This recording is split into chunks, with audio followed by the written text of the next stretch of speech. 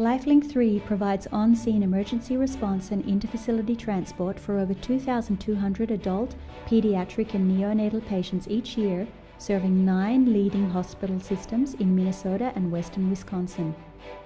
In 2013, LifeLink 3 replaced its entire ventilator fleet with 9 new HAMILTON-T1 ventilators. The HAMILTON-T1 is currently the only ventilator on the market that allows us to provide a continuum of care from the referral agency to the receiving hospital.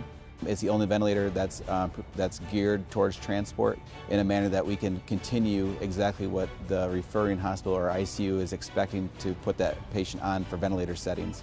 When we implemented the T1, I feel like the drastic change to our patients was that we were able to get on top of problems faster than our previous ventilator. The ability to have constant feedback and things like a dynamic lung and really nice flow and pressure graphs is that you can see changes breath to breath and trend them a lot better than ventilators that don't have a really nice touchscreen. When we got the HAMILTON-T1, I feel like one of the things that changed was most of the patients, even for a 7-minute flight, started to go on the vent because we realized the change to the patient could actually be made in that short amount of time.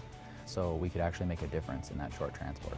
Obviously, one of the gross differences between the HAMILTON-T1 and the other manufacturers was a dual limb circuit, which was unusual in the transport environment. The transport ventilators have always been a single limb circuit, which kind of cripple our ability to monitor our patients in real time, meaning breath-to-breath metrics. You get so much info, breath to breath, that you can make faster, more accurate clinical decisions.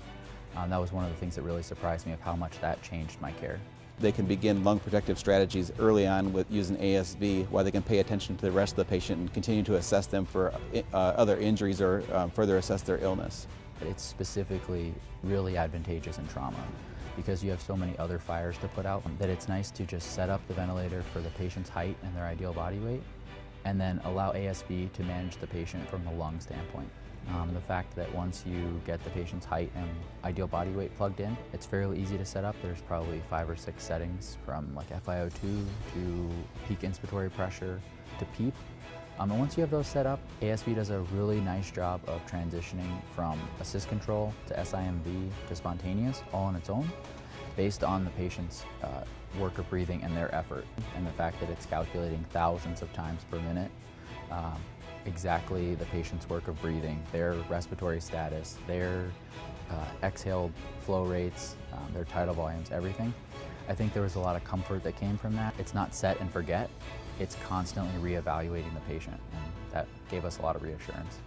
Having a way that we know that we're providing the most protective, that we're employing the most lung protective strategies that we can en route using a ventilator, knowing that prolonged ICU stays cost money, we're likely seeing a return on investment at our receiving hospitals that are taking care of the patients that we transported because we started lung protective strategy ventilation early on.